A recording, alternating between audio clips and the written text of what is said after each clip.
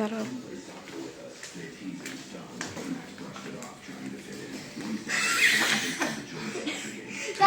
দাঁড়া পজ করতে হবে পজ করতে হবে। আমার জন্য মানে হোমমেড। হ্যাঁ হোমমেড ও মাই তোমার গড, জন্য। আমার জন্য মানে একদম হ্যাঁ, আমি হাত দিয়ে কাটবো। চকলেট ছাড়া। কেন না, কেন দেওয়া লাগবে না? পছন্দ হয়েছে? হ্যাঁ, আচ্ছা আমার বাকি নাই। বার্থডে হলে কেক খেতে হয়, বার্থডে ছাড়াও খাওয়া যায়। আচ্ছা খড়ি গাড়ি তো আমি না, এই জায়গায় কাটো, এইভাবে কাটো। আচ্ছা আমি বোর্ড অলরেডি কাটি।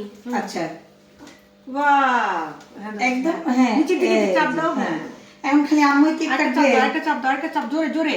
বাস আরে উঠাইছে তো, দাঁড়াও না। দাঁড়াও আস্তে আস্তে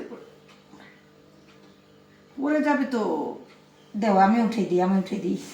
পাই না আমি। এ পারলো না ও। আচ্ছা যাই হোক, এটা কি অবস্থা করছে। আমার হাতে দেন, আমার আচ্ছা হাতে। নাও। কি বলো, কেমন লাগছে আগে বলো। এত সত্য। এত সত্যি। আচ্ছা আরেকটা আপু, তুমি যে আজকে চিকেন ফ্রাই আর ফ্রাইড রাইস, চিকেন ফ্রাই আর আস্তে শোনো, তুমি যে আজকে চিকেন ফ্রাই আর ফ্রাইড রাইস খেলা, সেটা কেমন হয়েছে? এই দুই খাবারেই মনে হচ্ছে যে জিবাতে আরো রক্ত যাচ্ছে, যেন খাবারে আরো মজার ফ্লেভার পাই। আর আত্মার কথা কি জানি বললা?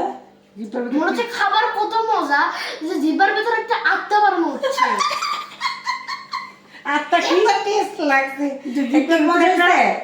জিব্বার ভিতরে একটা আত্মা বানানো হচ্ছে। হ্যাঁ মানে আত্মা আরো কেমন করে বানায় বাবা? এগুলো কথা কোথায় পাও আব্বু? হ্যাঁ মাথার ভিতর থেকে মাথার আসে। ভিতর থেকে। রুবনা, তোমার না, খাবার এত মজা আপু, লাগছে, দেখো, শোনো, তোমার শোনো। খাবার এত মজা লাগছে যে তার জিব্বার ভিতরে একটা আত্মা আত্মা বানানো হয়ে হচ্ছে। গেছে। আর যেটা ব্যাপার হচ্ছে, ও যেটা যেটা খাওয়ার পর ও যেটা ফিল করে, ও কিন্তু সেটাই বলে। ও যে ফুড রিভিউ যে দিছে, ওর ওইটা খাওয়ার পরে যেটা মনে হয়েছে ও সেটাই বলছে। দেখি যাই হোক, আচ্ছা ঠিক আছে।